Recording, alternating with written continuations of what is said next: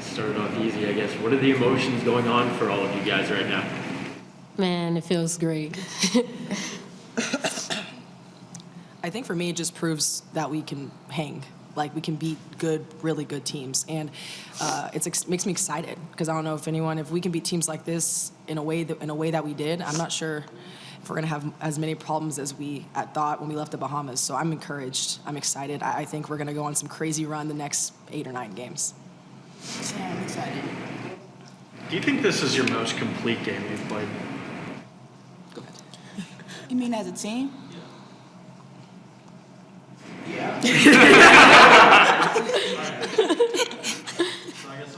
the obvious, what changed in practice in the last couple of days, and what went right for you guys to ensure that it was the complete game tonight?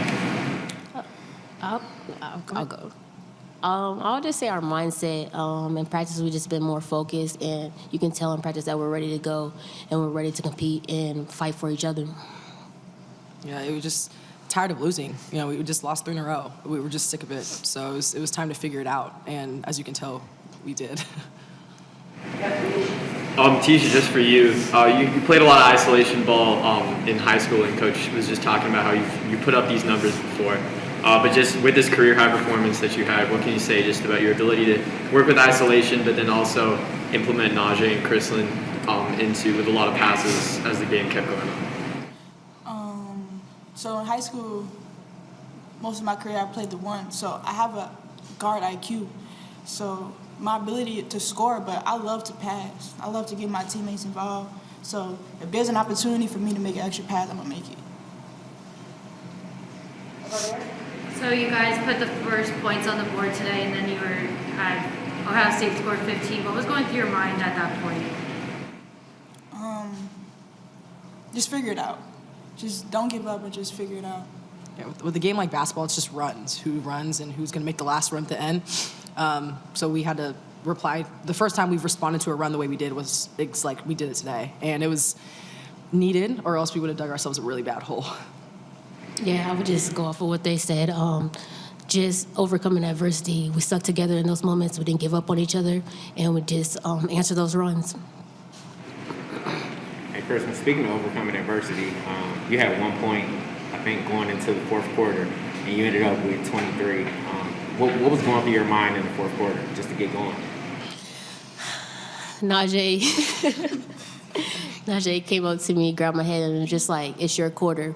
And, that motivated me, just hearing that from my teammate and knowing that they believe in me. It means a lot. And I couldn't have did it again without my teammates. Has that ever happened to you before? Yes.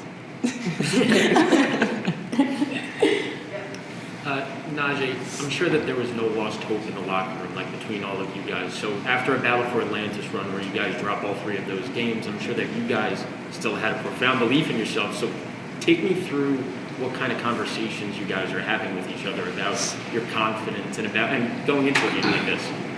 Yeah, the conversations changed. They're a little bit harsher. They're a little bit more direct. They're a little more blunt because they had to be. We were in practice. We were like, get it together. It was just very direct and to the point. Sometimes you have to have the hard conversation, and because we all have the same goal, it's very easy to have conversations of such. And you could see it. It was probably our best preparation for a game all year.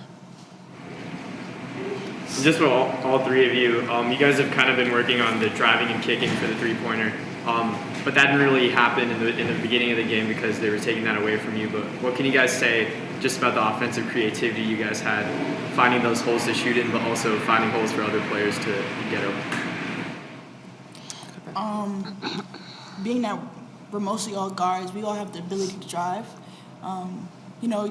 Normal basketball, you drive, draw a couple people, you kick it out. I think it's just realizing the opportunities that you have and taking what they give you. Yeah, I would say the same thing, just realizing the opportunities that we have and taking it. We had a lot of open driving lanes today, and even when we didn't have it, we knew that there was another person out to kick it to, and we just believed that they were going to make the shots. And these are some of the quickest, most dynamic guards in the conference. And when you have guards as quick as them, you just stand out there and get ready because they're going to throw it. Thank you. You're welcome. I guess, yeah, just with Alicia's play, She finished with 10 points, but it seemed like at the beginning she was really having a defensive impact, trying to get in front of Ohio State's players for steals and stuff like that. What can you say just about her kind of taking this center role now with Ebony on the sidelines, kind of taking that to her own and working that into fruition? Yeah, I would say Alasia, she's a phenomenal player. She works hard day in and day out. In practice, she's one of the hardest workers every day, and she shows up every day. I think she definitely competed with the post today. She was big. She was big. And, I mean, I feel like Alasia held her ground, and she showed her who she was. Same, yeah. And she gonna rebound. Yeah. Whatever she says. Team play tough. Yeah. We're all kind of stepping into roles that we probably wouldn't have usually done in minutes that are hard to manage every 3 days. And I think she just kind of bought into what her role is. And we have a lot of buying in people on this roster. And do you guys like the new hair color? Who's? Oh, yeah, I like that. That's tough. Yes. That's tough. I was like, who? Yeah. All right, thanks, guys. Thank you. Thank you guys. Thank you guys.